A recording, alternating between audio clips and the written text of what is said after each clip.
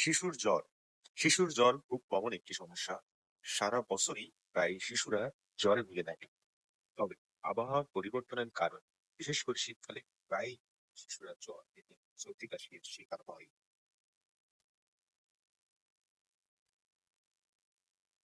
জ্বর কি? জ্বরকে আসলে সরাসরি কোনো রোগ বলা হয় না, বরং অন্য কোনো রোগের বহিঃপ্রকাশ হিসেবে চিহ্নিত করা হয়। যেমন ভাইরাস বা ব্যাকটেরিয়া জনিত কোনো রোগের বহিঃপ্রকাশ হিসেবে জ্বর আসে। এছাড়াও অনেক রোগে জ্বর আসতে পারে।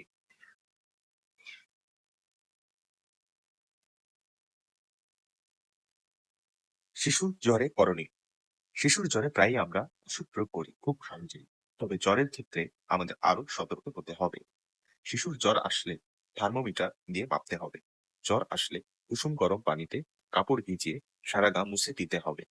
এভাবে তাপমাত্রা অনেকটা নিয়ন্ত্রণে চলে আসে। জ্বর যদি 101 ডিগ্রি ফারেনহাইটের উপর চলে যায়, তাহলে আমরা প্যারাসিটামল জাতীয় ওষুধ ব্যবহার করতে পারি।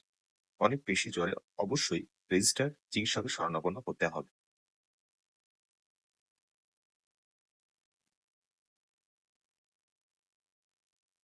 শিশুর জ্বরের সতর্কতা। জ্বরের সাথে দুটি বিষয় খুবই সতর্কতার সাথে বিবেচনায় নিতে হবে। এক, খিঁচুনি। দুই, অজ্ঞান হয়ে যাওয়া। এই দুই ক্ষেত্রে শিশুকে অতি দ্রুত হাসপাতালে নিতে হবে এবং প্রয়োজনীয় চিকিৎসা খুব দ্রুত করতে হবে। না হলে শিশুর অনেক ক্ষতি হতে পারে।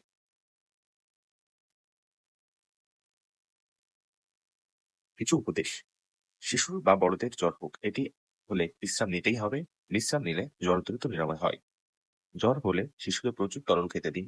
এক্ষেত্রে পানি ও পানীয় জাতীয় খাবার যেমন স্যুপ, ফলের রস ইত্যাদি খাওয়ান। শরীরের তাপ কমানোর জন্য পানি দিয়ে গা মুছিয়ে দিন। এতে জ্বর দ্রুত কমবে। জ্বর হলে শিশুকে হালকা গরম পানি দিয়ে গোসল করাতে পারে। গরম পানি দিয়ে গোসল শরীরের তাপমাত্রা কমাতে সাহায্য করে। এই সময় শিশুকে স্বাস্থ্যকর খাবার খাওয়ান। জ্বরের সময় শরীর দুর্বল হয়ে পড়ে, তাই শরীর নিরাময়ের স্বাস্থ্যকর খাবার জরুরি। স্বাভাবিক খাবারের পাশাপাশি চিকেন স্যুপ, সবজির স্যুপ খেতে দিন। তবে এ সময় বেশি ঝাল মশলাযুক্ত, চর্বিযুক্ত ও উচ্চ আঁশযুক্ত খাবার এড়িয়ে চলাই ভালো।